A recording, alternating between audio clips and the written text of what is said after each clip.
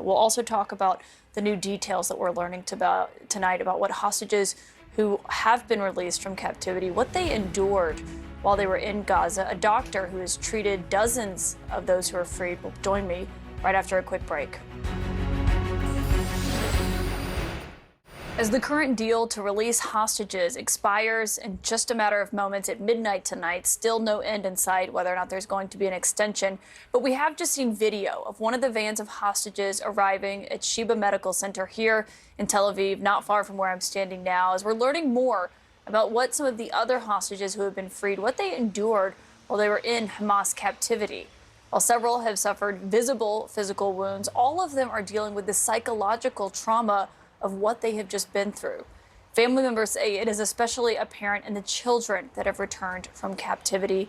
Joining me now on that is Dr. Itai Pessach, who has treated more than 24 of the returned hostages. He is the CEO of the largest pediatric ICU here in Israel. And you've been a doctor for more than 20 years. What has this past week been like for you? It's been really crazy. It's been an emotional roller coaster, shifting from the optimism and joy when we see the hostages come back, reunite with their families. There's a lot of excitement there, and a lot of really heartwarming moments. And on the other hand, a couple hours pass, the joy of the return kind of fades away, and then we start hearing the stories of what it was like being in Hamas captivity for 50 days or more. And those stories are not simple. What are those kinds of stories that you're hearing? So, these people have went through so much, starting on October 7th and the experience of being taken from their homes, and then the uncertainty of what's going to happen, and then the torture that they underwent when they were there. And there's no single story that is like the other. Variability is really significant, especially when this comes from the kids that we see and treat and the experience those kids had. If you just think about even not talking about the physical and emotional stress, we have a kid that was separated from her mom. She returned, her mom stayed over. Just that moment of not knowing what's going to happen when you're separated from your mother after spending 48 days with her. I mean, it must have been so traumatic. Yeah. But I'm really happy to say that, like, right now as we speak, they're reuniting.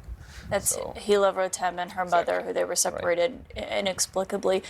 What we've heard from some of the parents is that, the children, they're whispering, or they don't want to talk, or they just cry in the middle of the night. I mean, how do you even begin? I can't even imagine with an adult, but how do you even begin with a child who's 4 years old, 10 years old, 13 years old, to process this trauma with them? Right. So you don't start. You just wait. There's a lot of very, very delicate interactions that you undertake. You wait for it a little bit. The first steps, the things that we do in the hospital when they come in, this is just a transitional period for them, is to kind of wane down the experience, the excitement. We dim the lights because they have not been exposed to light, some of them, for a long time. We keep everything really, really quiet. And gradually you would see the child kind of comes out of the shadow of a child that we see when they come back. And then kids are kids. So by playing with them, by interacting with them through art, through playing with dogs, like treatment dogs and things like that, you start seeing things come out. But that's going to be a very, very long process for them.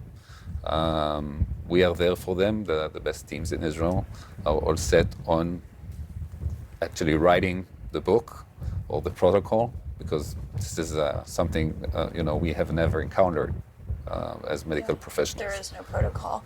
Doctor, I know you're incredibly busy doing this and dealing with this, and your staff, please pass on our thanks to them, and thank you for taking the time to share what that's like with us. Thank you. Thank you very much, Doctor.